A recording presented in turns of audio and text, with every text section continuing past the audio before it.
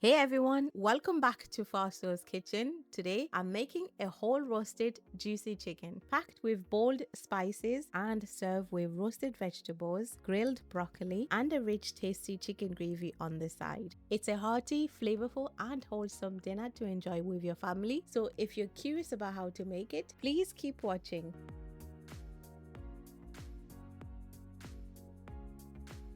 The full list of ingredients is listed below along with timestamps in the description to help you follow each step easily. The recipe is quite simple, but it does take a bit of time and patience because I'll be brining the chicken for a few hours to lock in all of that juiciness and flavor. I'm using a corn-fed, free-range chicken already washed thoroughly with lemon and vinegar. Let's start by preparing a brine solution for our chicken. In a pot, add 1.5 liters of water. Then toss in garlic, green chilies, coriander seeds, parsley, black and white peppercorns, bay leaves, ginger, spring onions, fresh rosemary, some orange peels, and pink salt. I'm not adding too much salt here, just enough to gently season the chicken without overpowering it. I'll give this a quick stir and bring the mixture to a boil over medium heat for a few minutes. Once it comes to a boil, switch off the heat and let it cool down completely. To speed things up, I'm adding cold water and ice to the brine.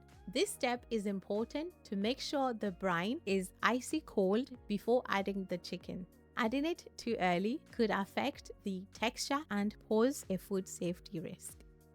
You'll notice the color of the brine changes slightly as the spices and herbs infuse, which is exactly what we're looking for. Now I'll add the chicken to the brine, then top it up with the remaining water to make sure it's fully submerged.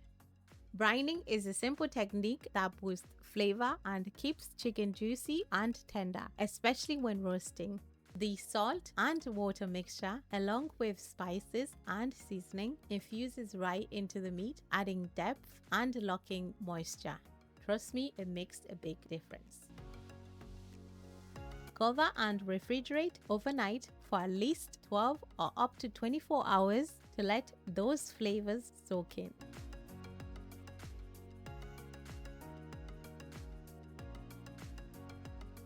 The chicken has been brined for 20 hours, so I'll go ahead and remove it from the solution.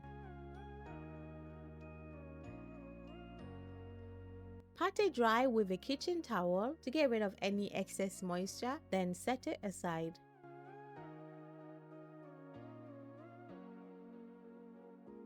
In the meantime, I'll prep the marinade. In a food processor, blend together a handful of parsley, a small red onion, black and white peppercorns, coriander seeds, garlic, cumin seeds, and ginger. Once blended, I'll transfer the mixture into a small bowl. Then I'll add a teaspoon each of curry powder, smoked paprika, and turmeric powder, along with mustard, some homemade green chili sauce for heat, which is optional, pink salt, a tablespoon of melted flavour-packed butter, and a splash of olive oil. Give it a good mix until everything is well combined. Before adding the marinade, I'll gently loosen the skin around the meat, just using my fingers to create a bit of space underneath. This lets me add some of that marinade directly under the skin so the flavors really gets into the chicken while it roasts. It also helps keep the meat underneath nice and juicy. Next, I'll add the marinade under the skin, gently sliding it down to spread the flavor.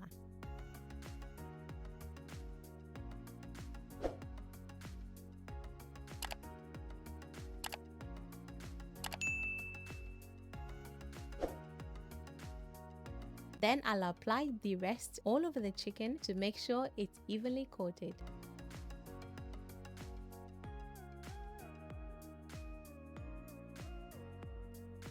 Enjoying this recipe? Please subscribe for more tasty recipes.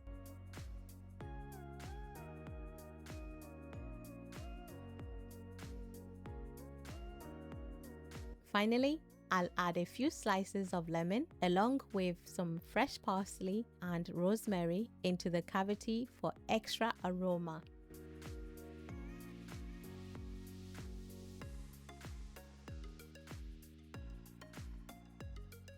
Now I'll truss the chicken legs using natural kitchen twine, tying them firmly to help the chicken hold its shape while roasting.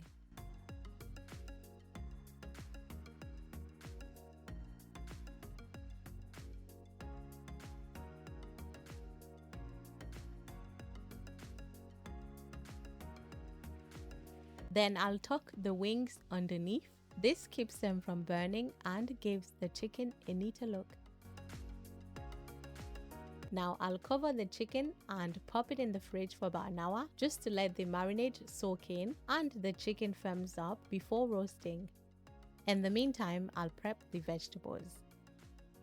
I've got some medium potatoes, carrots, 1 red onion and some bell peppers.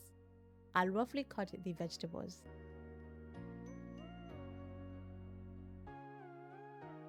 Remember, all the ingredients I used in the recipe are listed below in the description. You can also check out the homemade green chili sauce recipe used in the chicken seasoning right here on this channel.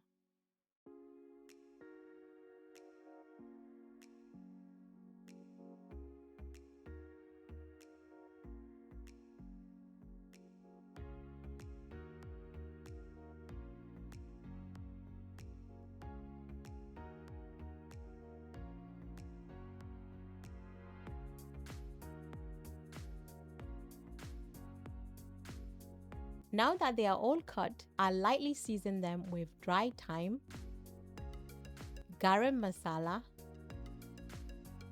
a chili and black pepper mix,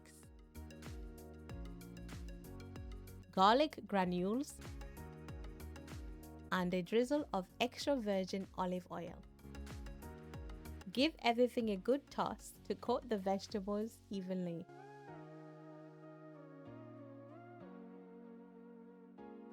Then I'll transfer them to a roasting tray.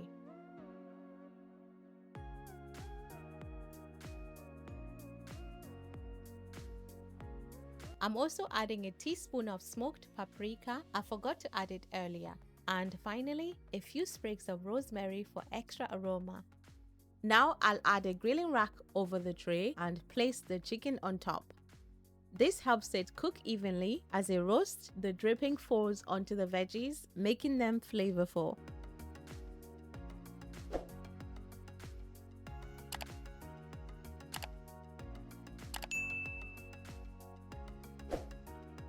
I'm starting in a preheated fan oven at 200 degrees Celsius. Then I'll reduce the temperature to 180 degrees Celsius and roast for 1 hour or until the chicken is fully cooked.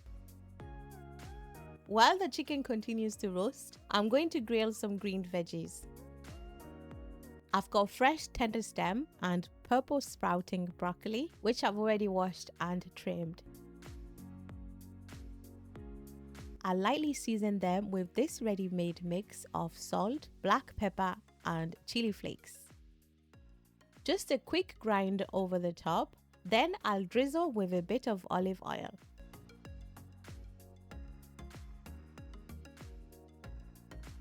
Next, I'll lightly grill them in a pan for about 2 to 3 minutes, just until I get a nice char on the stems.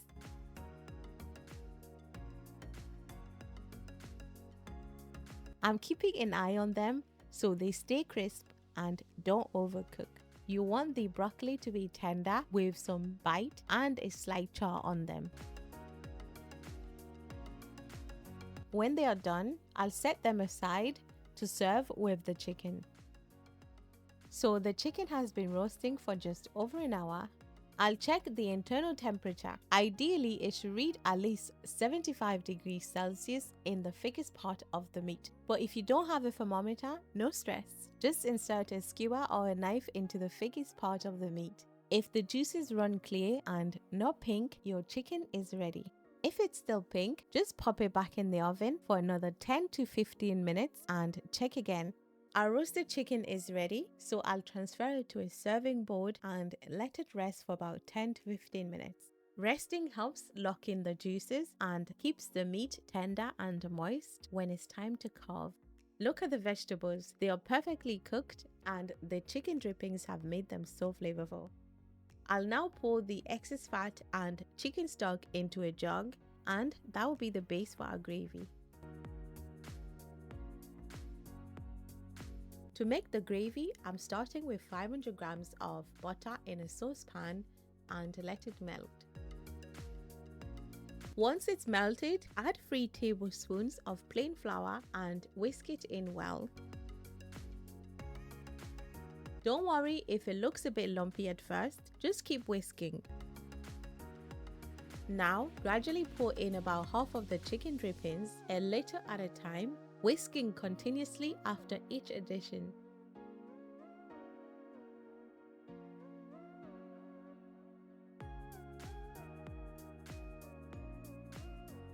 This helps form a smooth, thickened roux base. Once it thickens, reduce the heat to low and let the flour cook out for a minute or two to avoid any raw taste.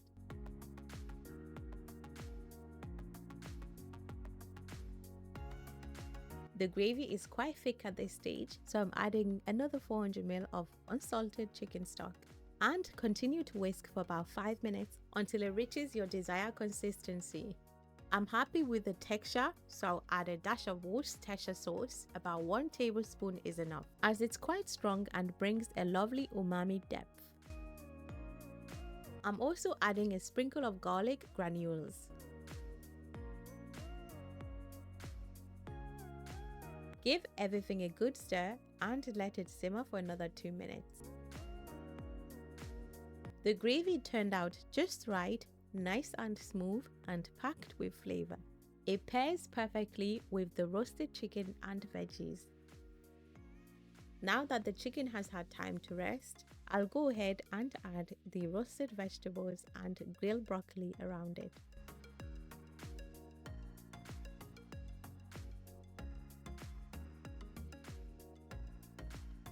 Just a little sprinkle of fresh herbs on top, and don't forget the homemade chicken gravy on the side.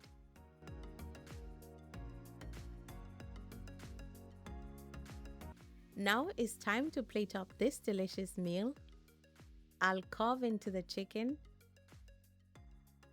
Just look at how moist and juicy it is. All that brining and seasoning has really paid off.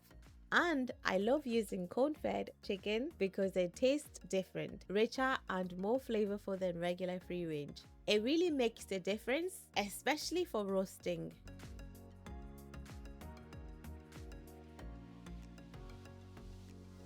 I'll add some of those roasted veggies,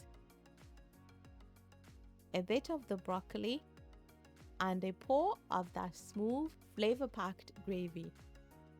Honestly, this chicken is bursting with flavor. The spices, the brine that keeps the meat tender and juicy, the rich gravy and the vegetables, it all ties together beautifully. It was truly mouth-watering and enjoyed by everyone at the table. You've got to try it. Simple, hearty, and super delicious. And once you do, don't forget to share your experience in the comments below. Thanks for watching. Please consider subscribing, hit the like button and share it with your friends. Until next time.